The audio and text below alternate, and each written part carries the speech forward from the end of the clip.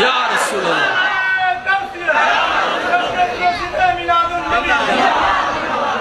আমাদের নবীর চেহারা মোবারক, একটু জোরে বলি না। অনেক মা বাবা আজকাল সন্তানকে ভালোবাসে কোনগুলাকে জানেন? যে কামাই কামাই এনে দেয় তারও ভালোবাসে, তার বউরে ভালোবাসে, সন্তানকেও ভালোবাসে। আর যে কামাই না তাকে 2 পয়সার দাম দেয় না, ডান হাত তুলে দেখায়, বলো ঠিক কিনা? কোথায় ভালোবাসা? যেখানে মার ভালোবাসা, বাবার ভালোবাসা অনেক সময় আমরা রিয়েল পাচ্ছি না। মনে রাখবেন, এটা মাথায় বসায় রাখেন, আল্লাহ এবং নবী আপনাকে রিয়েল ভালোবাসে, নিঃস্বার্থ ভালোবাসে, নিঃস্বার্থ। কেমন ভালোবাসে বলি, আপনি ফজরের নামাজ না পড়লেও যিনি আপনার ফজরের নাস্তার রিজিকের ব্যবস্থা করে দেয় তিনি রব্বুল আলামিন, রব্বুল আলামিন, রব্বুল আলামিন। যিনি আপনার 1000 গুনাহ করতে দেখলো নিঃশ্বাস বন্ধ করে দেয় না, তিনি রব্বুল আলামিন। যিনি আপনার খেটে যাওয়ার সময় আপনার পা লুলা করে দেয় না, তিনি রব্বুল আলামিন। শুধু তাই নয়, 1000 গুনাহ করার পরে আপনি যখন সিজদায় পড়ে ভিক্ষা করে বলবেন আল্লাহ যা করেছি মাফ করে দাও, তওবা করি, যিনি রাগ না করে মাফ করে দেয় তিনি রব্বুল আলামিন। এরকম কেউ আর ভালোবাসে নাই, ভালোবাসতে পারবে না। আরেক হচ্ছেন আপনার নবী রহমাতুল্লিল আলাইহি। নবী আঙ্গুল তুলেছেন, সান 2 ভাগ। নবীর উম্মত যারা একটু বুঝু বুঝু বলেন না সুবহানাল্লাহ। নবী, আপনার আমার নবী আঙ্গুল তুলেছেন, আল্লাহ আসমানের চাঁদকে 2 ভাগ করে দেখিয়েছেন। আপনার আমার নবী দোয়া করেছেন, ডুবন্ত সূর্যকে তুলে আল্লাহ আবার আসর পর্যন্ত এনে থমকে দিয়েছেন। আপনার আমার নবী রাস্তা দিয়ে হেঁটে যাচ্ছেন, পাথর পর্যন্ত নবীকে সালাতু সালাম দিচ্ছেন। আর একটু জোরে জোরে বলি না সুবহানাল্লাহ। নবী রাস্তা দিয়ে হেঁটে যাচ্ছেন, বিশাল আকারের পাহাড় উহুদ পাহাড় নবীকে সালাম দিচ্ছেন। আপনার আমার নবীকে আল্লাহ এমন শান, মান, আজমত, ইজ্জত দান করেছেন।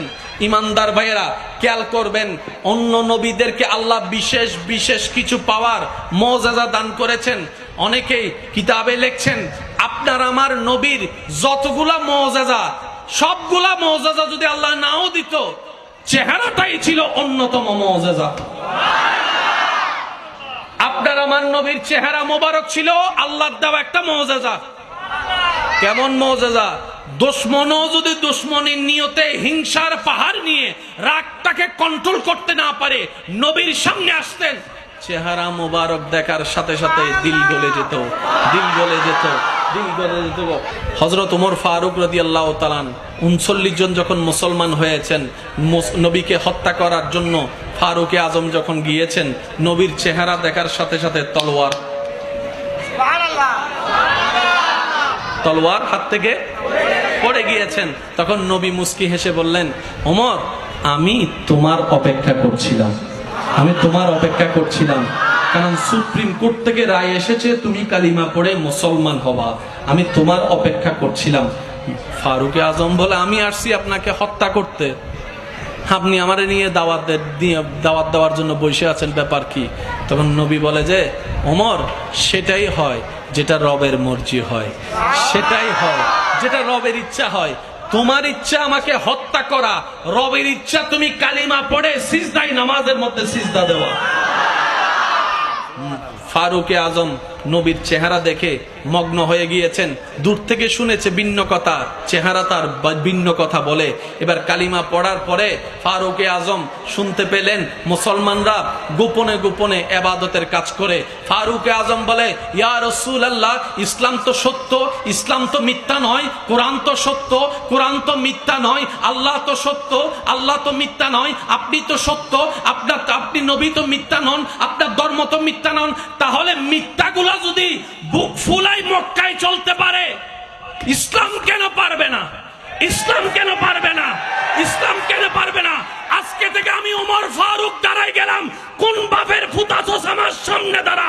আজকে থেকে ওপেনলি ইসলামের ইবাদতের কাজ চলবে, আল্লাহর দাওয়াতের কাজ চলবে। সুবহানাল্লাহ। কথায় আছে, কে কতটুক ভালো বুঝবো কিভাবে? উত্তরটা খুব সহজ। যার ঘরে কর্মচারী বেশি দিন থাকে, বুঝতে পারি না মনে করি, কে মানুষ হিসেবে কেমন, কতটুক ভালো কিভাবে বুঝবেন?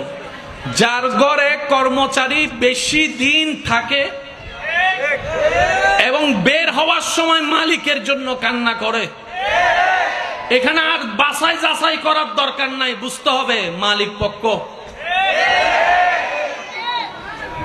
এখানে আর কোনো, এখানে আপনার ওই কি জানে কয়, ওই গুপ্তচর সিএডি টিএডি লাগানোর কোনো দরকার। মালিক ভালো কিনা বুঝবো কিভাবে? কর্মচারীর সাথে ব্যবহার কেমন সেটা দেখে। আপনার আমার নবীর একজন খাদেম ছিলেন, নাম হচ্ছেন হযরত আনাস রাদিয়াল্লাহু তাআলা। নামটা বলি হযরত, মাশাআল্লাহ সবাই বলি হযরত।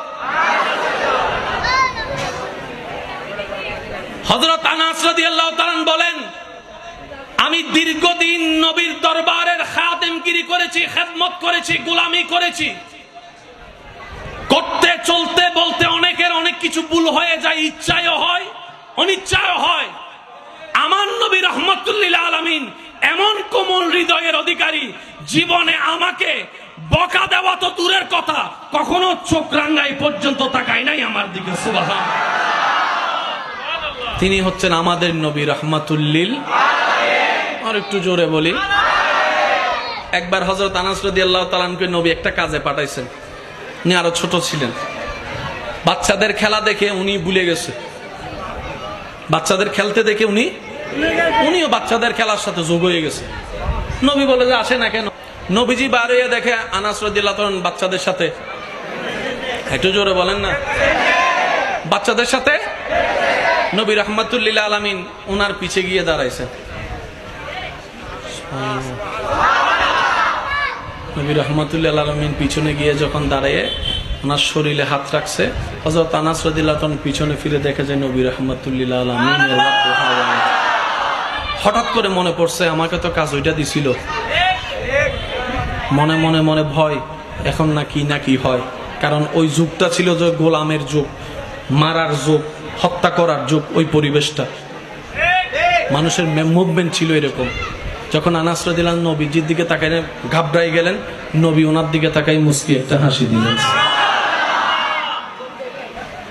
হযরত আনাস রাদিয়াল্লাহু তাআলা বলেন, ওই মুস্কি হাসিটাই আমার দিল জয় করে নিয়েছে, ওই মুস্কি হাসিটাই আমার বিবেক জাগ্রত করে দিয়েছে, ওই মুস্কি হাসিটাই আমার খেদমত করার আশা বাড়িয়ে দিয়েছে। আওয়াজ দিয়ে বলেন, তিনি আমাদের নবী রাহমাতুল লিল আপ টু বটম, ডাইনে টু বামে সবাই বলেন নবী রাহমাতুল লিল, যার কোনো তুলনা হবে বা কেমনে? বানানে ওয়ালা তো তুলনা করে কাউকে বানাই নাই। বানাইতো তাহলে উপমা খুঁজে পাওয়া যেত। जिसका कोई सानी नहीं वो नबी हमारा है, मुस्तफा की अजमत का हद ही ना किनारा है। সবচাইতে অতুলনীয় নবী এটা কাদের নবী? আমাদের নবী রাহমাতুল লিল আলামিন। কষ্ট হচ্ছে না তো আপনাদের?